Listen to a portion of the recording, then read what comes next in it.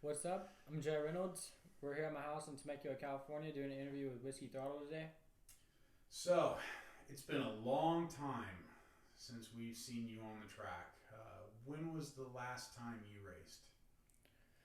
Well, um, I've definitely had a lot of injuries over the last, I'd say, 3 to 4 years. I almost went 2 years without racing, and I actually did some amateur nationals just to kind of get the in the flow of things again before I come out here and make my pro debut this weekend. So I've had a handful of races to kind of prepare myself and just kind of knock a bit of the rust off. But 30 plus twos and race one of those. I've never done a professional race in my life, so it's definitely going to be a learning experience, and it's been a long road to get here. Yeah, so take us back to what put us on the sideline the last time. That was at Indianapolis, 21. Yeah. So my pro debut originally was Minneapolis, 2022 for the first round of East 22. Coast Supercross, and I made it around a few laps press day, and unfortunately broke my navicular in my hand, and there's just a lot of issues going on, and it just took a lot of time and a lot of healing and quite a few surgeries just to get it back right. And then I got back on a bike in December. So But it's all dialed. You got good range, good feeling, everything. yeah, so range of motion is kind of pretty limited. Like it doesn't move a whole lot, but the main thing is I'm pain free. So as long as I'm pain free, I'm pretty solid to go. Did you have to change your riding style a little bit with the range of motion or anything? Yeah, like it's really tough with the range of motion. Like really the one thing that kind of holds me back is I can't throw the big whips that I want to. It's just a lot harder. And then also uh, just having to ride a little bit lighter on the bike, not being able to slam things and just get away with it. So I kind of have to be a little bit smoother of a rider. Smooth equals speed, right? Yeah, yeah. Yeah, so speaking of press day, you just got done with press day at Paula today. Did you have some pretty big nerves thinking, shit, the last time I did press day, I ended up on the sideline? Yeah, I mean, it was just a freak thing last time. Just one of those shitty situations you don't want to be in. And today was my first press day for pro motocross. Felt fun.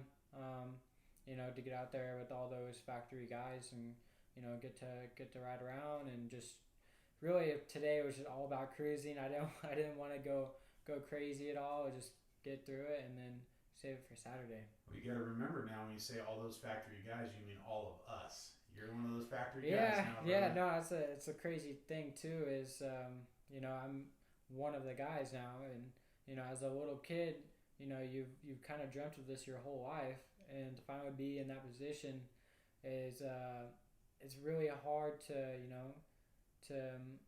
really think about it like that. Yeah. So it's really crazy.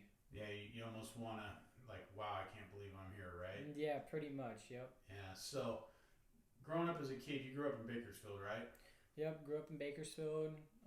There's actually a few of us that grew up in Bakersfield. Like my teammate Ryder DeFrancisco, he lives 10 minutes away from me, and we kind of grew up and kind of that's how we ended up getting so good. We had each other to get better and better, and just kind of iron sharpens iron. Yeah, no, that's one of my favorite mottos is iron sharpens iron, don't be a pussy. Yeah. But so growing up racing with him, you guys were the two fast guys out there. Was there anybody else growing up that pushed you guys hard? Yeah, so we had Styles Robertson too. He was a Bakersfield boy. Um, we didn't really get to ride with him a whole lot. He was usually down in SoCal and kind of doing his own thing. And then we have a few local boys, Brock Bennett and then Tyler Blankenship from back in the day. It was just kind of like three or four of us. We kind of rode every day together, and we rode a lot. And did you guys ever go ride the hills and do any free Yeah, riding well, out yeah, there? that's pretty much all we did. We rode the Bakersfield Hills. We rode field tracks. I mean, that's what I grew up doing, and we'd go to the tracks the days that they were open. But yeah, definitely in the wintertime, we didn't really. I think we didn't really ride that much tracks. It was just kind of free riding and I remember keeping it seeing fun. old videos of you guys out what looked like you were out towards Taft and the rolling hills, just grass tracks, just ripping and making your own lines and having a blast. Yeah, that well actually I just rode Taft Hills literally for the first time back in December. But a lot of field tracks out in Bakersfield and also out towards Taft there's a lot of rolling hills and a lot of trails and stuff. So there's definitely a lot of riding in Bakersfield. Yeah, and people wouldn't think Bakersfield was a motocross mecca, and then like you said, you and Ryder and Styles, bam, just kind of come out of there. Is there anybody else in that younger group below you guys coming up that you think is gonna turn some heads? Man, I'm kind of out of the loop. I kind of always look forward and never kind of look down. So, I mean, I'm sure there's a few good kids in Bakersfield still today and that are coming up. And also, my dad has his own track, so I'm sure if I were to call him up, he would know, say yes or no. So, Wow, yeah, you always gotta look. There's somebody coming to nip at the heels, right? yeah, yep. So, coming into this year, is this a contract year for you? Yeah, this is a contract year for me, so it's pretty important. Yeah, so knuckle down, some good results. What's your expectations for yourself? Yeah, so it's a pretty tough deal. Haven't raced a professional race yet. It's a contract year. I don't want to put any pressure on myself, and I don't really want to have expectations. I just kind of want to get through these first couple and see where we're at, and then go from there. So really, the main goal is to get through 11 rounds of pro motocross, and then see where we end up. So when you do the stopwatch nationals with everybody at the track, how are you on time with some of the other folks on your team? Are you right there with them? Are you ready to go? Yeah, we're all super close. Lap time wise with the team. Um, it's by it's within a second with everybody. So it's really exciting. I think there's gonna be a lot of good guys, a lot of fast guys, and new guys in the class too. So what's it like coming up and now you're under the big truck, you got the full pro motocross set up, you've been with the team a long time as an amateur with Bones and Mitch. What's that like working for Mitch and having Bones around? Tell us about that. Yep. So I mean I've been with Kawasaki since in the 2013 and it's 2023. So I mean that's 10 years. I've been able to work around the pro circuit and Monster and Kawasaki crew. To ride for Mitch has always been a dream. Ever since I was 4 or 5 years old, watching Ryan Villapoto and Ben Townley and those guys and on those bikes and Dean Wilson, guys like that. They for my era, they kind of paved the way to where that's the team I wanted to ride for. I always dreamed of, and to be on such a great team and we have such a good bike. It's another tough deal because it's also you're on one of the best teams, so it kind of you get people expect a lot out of you coming from a situation like that, which kind of makes it tough on me too. Just been kind of below the dirt, and then kind of just getting better and better. So it's a really cool deal though to be with these guys for such a long time and have a good relationship. And then Bones kind of stepped away. He retired in I think 2018, 2019. He still comes around a lot, especially at Glen Helen. I think he's there every Thursday. We're there, and he's super helpful still to this day. And he's one of the best guys ever to do what he does. And he's just an awesome human being. I think he pretty much saved me and Ping's life last year at Paula. It was so hot, and he had water and air conditioning, and I'll forever be grateful to him and his wife. They're just great human beings. Yeah. So do you have any good Mitch stories? What was it like meeting him the first time? Did he make you just nervous as hell? Man, the first time I met Mitch, I would probably be about 9, 10 years old. Um, Man, I don't remember a whole lot. Definitely, I have some stories about Mitch, but he's super cool dude. He just wants you to do the best you can do. As long as you give it your all, As you're long good. as long as you give it your all, you're good. And if you give it 95%, you're due for an ass chewing. Yep, Yeah. yep. But I mean, it's expected. We get paid to win, so do your job. And so, what's it like being with the pro circuit team as far as training and testing? I mean, were you a good tester? Do you do a lot of testing when you were on the bike all the time, and now that you're back, do you do an exponential amount of testing, or just kind of, hey, this is what we got and this is what we're running, make it work?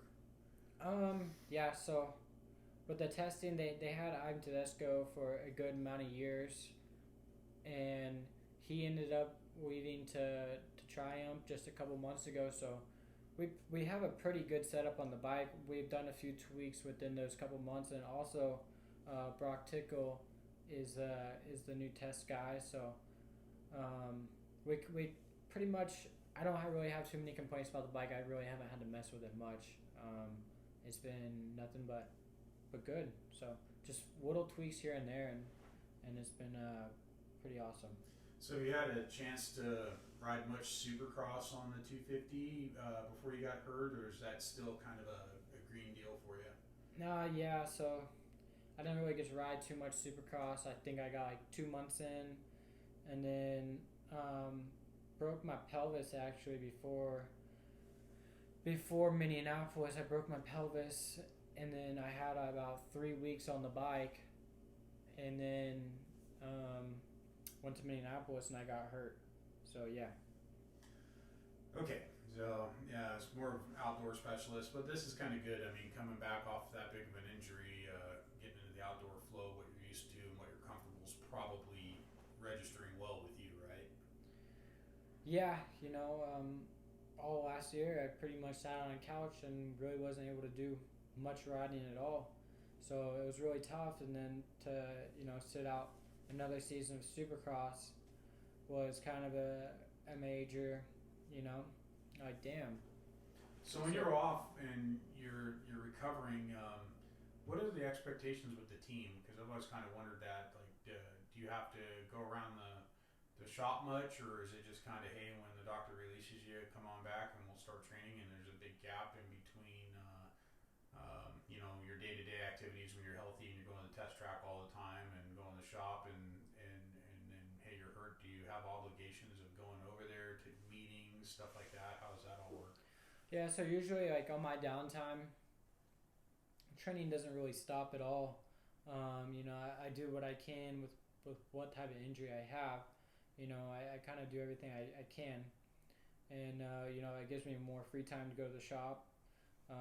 So normally whenever, it kind of sucks to say this, but I guess whenever I'm hurt, yep, I'm still training.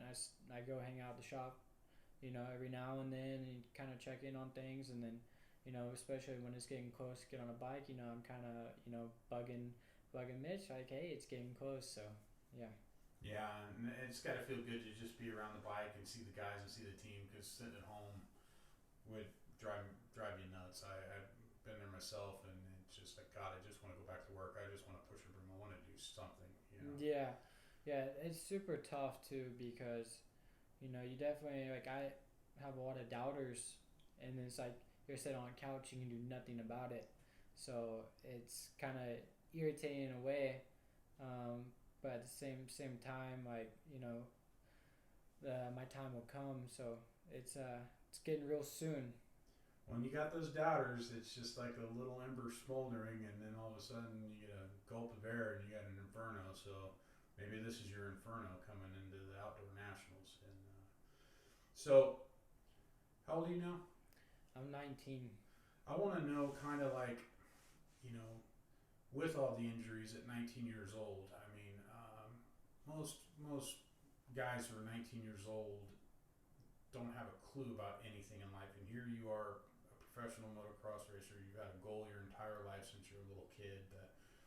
tens of thousands, 100,000 hours on a bike, training, all the running, all the jogging, and how do you get through it mentally, getting through those kind of injuries and telling yourself, no, I'm coming back, and who keeps you straight, who keeps you lined out? Yeah, I mean, I've been through a lot throughout my career, especially, I had a pretty much injury-free career until I turned about 14, 15 years old, and since then it's just kind of been, one after another type deal. It's been really frustrating, and it's really just a tough deal, and sometimes whenever that happens, a new injury appears and you're under the knife again. You don't want to do it, and but then I'd say a week, 2 weeks out of surgery, you kind of change your mind. This is what you really love, and especially when you don't have time on the bike, like this is what I want to do. And so, I mean, are you pretty close with your family? Do you have your parents around to kind of check in on you, make sure you're not, down in the dumps or taking too many pain pills because it hurts? Like, who's there to be your rock to keep you lined out? Yeah, so I have my mom and dad I'm super close with, and also my trainer is Brock Tickle. Yeah. So we talk on the phone 2 or 3 times a day, and we also go work out together and train together, and we kind of do all the physical and works together. So. And he can really guide you through all the pitfalls of being a pro racer and staying out of trouble. I mean, he was always pretty solid, and I'm sure he gives you good mentoring. Yeah, no, Brock is great. I couldn't ask for a better guy to guide me. Through all this, and he's a super positive person.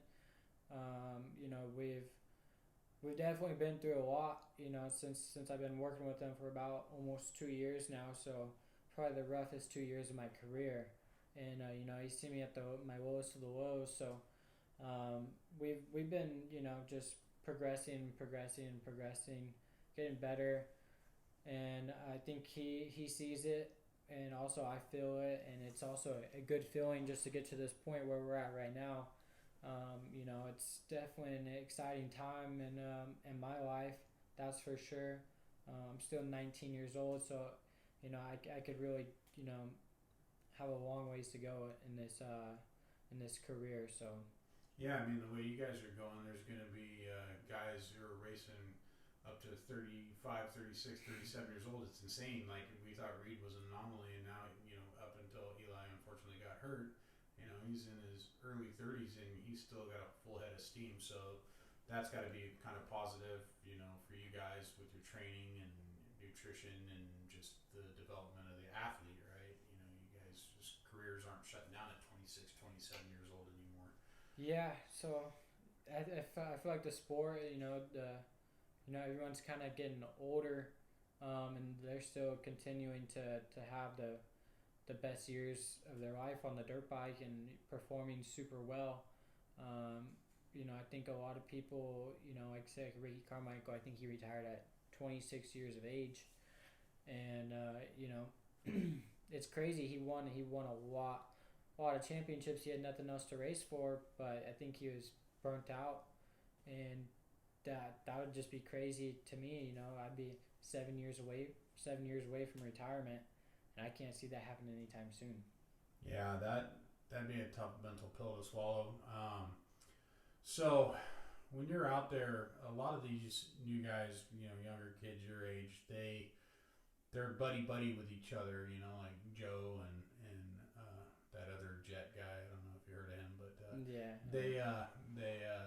they're pretty buddy. And how are you? Are you friends with a lot of the guys you ride with, or is it just strictly business? And hey, I'm gonna do what I gotta do. Yeah, I've raced a handful of guys in the 250 class throughout my amateur career. I'm not gonna say I'm super close with them or stuff like that. So I guess really the only friend I got is Ryder DeFrancisco. We kind of grew up together. So you guys have a good relationship? Yeah, me and Ryder have a good relationship. So you might give him a little more room say you come into a corner, you may not knock them into next Tuesday like you would somebody else that you don't know. Or it's a game on, rider, look out, you're going for a ride. Sorry about that, bro. No, especially around the same team, so you can't be doing that stuff and looking like a fool. Oh, I think Mitch would kill you both. Yeah. I would not want to be you two. Yeah, no, it wouldn't be good. All right, so let's talk about your amateur career and some of the famous, crazy people that you've trained with. Let's kind of start off walking through amateurs and some of the titles you won. Yeah, so I was, on my way to be one of the most winningest little bike riders. I definitely won a lot of titles throughout my career. I got 9 Loretta titles in a row, which was never done.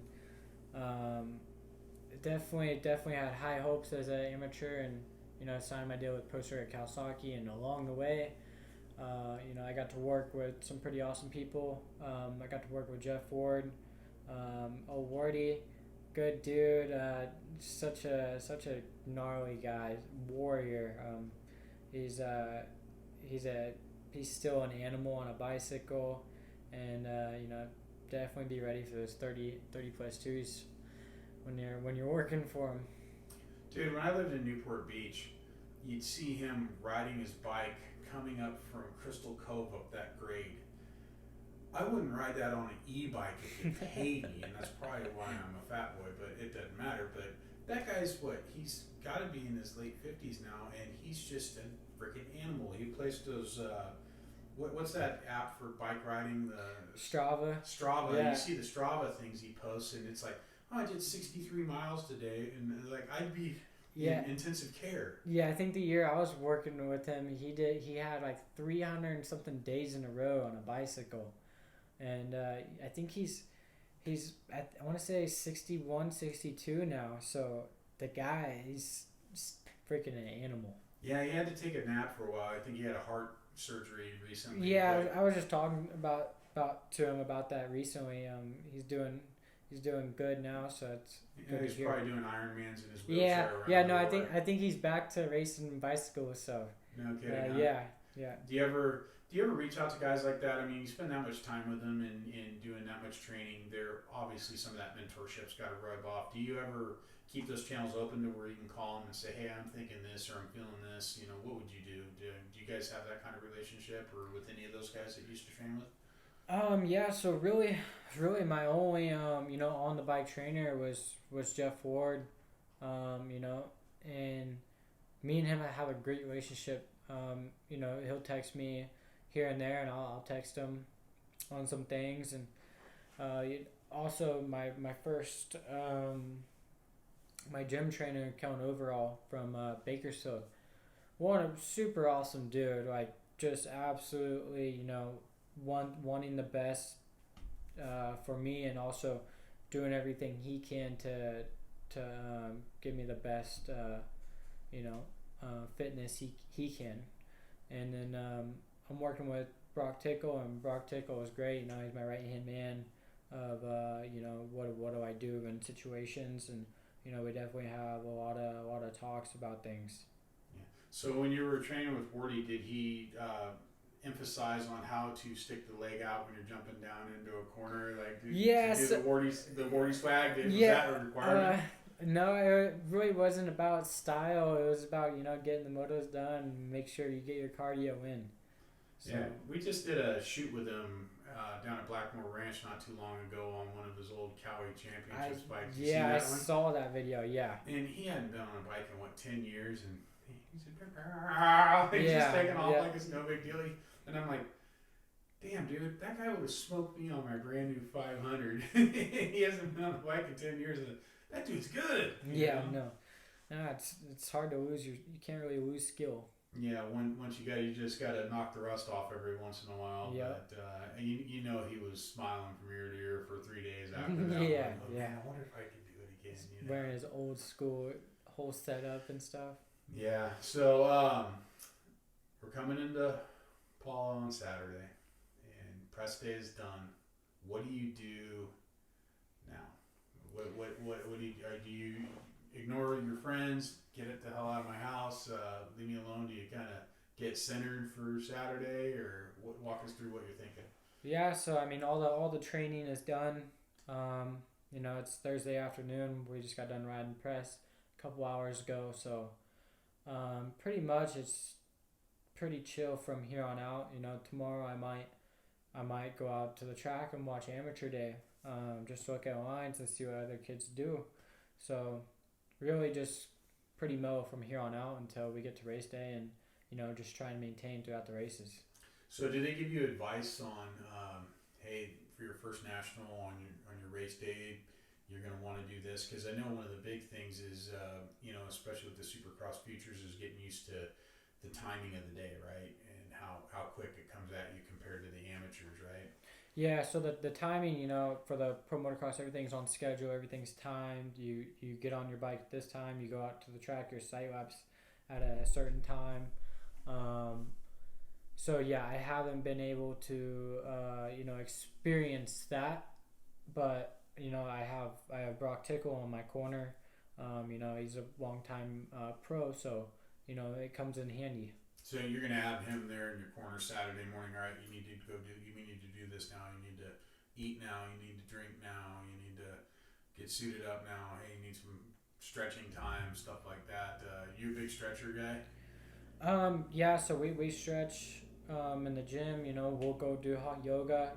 Currently not as of lately, just because just with the amount of riding and training that we've been doing lately. The hot yoga is kind of out right now, just with how much we've been training. But definitely we do a lot of stretching during the week and try and keep loose as much as we can. Yeah, I remember GL one time saying that God, he wished he would have known to get more limber, because just tearing those ligaments and all that stuff just screws everything up so bad. And, No, I've had firsthand experience with the injuries, and it's really important, especially for me now. I've had a lot of big ones, so I need to stay loose. Yeah. So, do you have an expectation for yourself on Saturday? My expectation is to finish both motos. Yeah. Get good starts, do what I can do, and finish both motos. And I think there's a lot to be happy about that. Oh yeah, I mean, I can't imagine almost the anxiety going into it, and how much of a relief that'll be when you cross that checkered flag and buddy, roll the bike back to the pits and take your boots off and just sit there and go, damn it, I did it. Finally, I got that under my belt now, and then you can kind of move forward, Yeah, I think that's how the first one's going to be, and who knows? You never know what's going to happen. So, maybe when that gate drops, I'm feeling really good, and who knows what could happen. Well, I've seen a lot of your outdoor speed videos, and I freshened up the other night after we talked. I go, man, I just kind of want to remember some of it, and I was like, Jesus Christ, that kid hauls ass. I mean, your corner speed's ludicrous. Well, we've been working. We've been trying to, get back to it. Yeah, well, I can't wait to see you out there, and I think a lot of people are excited to see you out there. I know Mitch and Bones and your whole team has just got me going. Yeah, buddy, let's get some. Yeah, I think it's super exciting for a lot of people. My family, my team, my friends. I think everyone's super stoked to finally, like, oh shit, this is the moment. So I think it's super interesting. And I'm excited to, whenever the racing's done on Saturday, go home and watch the race on TV too. So you're gonna go put yourself through that all day, and then you're gonna come back and watch it every damn minute of it. Yep, absolutely. Gonna put it on repeat. And then you'll probably watch it again the next day. Absolutely. Watch the best guys do what they do, and try and learn as much as I can from them. Yeah, well, you're lucky. This weather, we're gonna have what's supposed to be 72 on Saturday. Yeah. You can ask for a better round at Paula. Yep. I think last year for the last round in Paula, it was 100 and something degrees, and 113 or something. 113 degrees, something crazy like that. So a lot of people are struggling. We're getting pretty lucky this year for the opener with low 70s. So, is there anybody you'd like to thank before we wrap it up? Yeah, I would like to thank, my whole team, Monster, Poster, Kawasaki, Mitch Payton for staying patient, and Dan Fahey and Bruce Sturstrom, and, I'm happy to work with Brock Tickle. You know, he's been helping me get through a lot of this shit show. So there's a handful of people out there, and I appreciate it.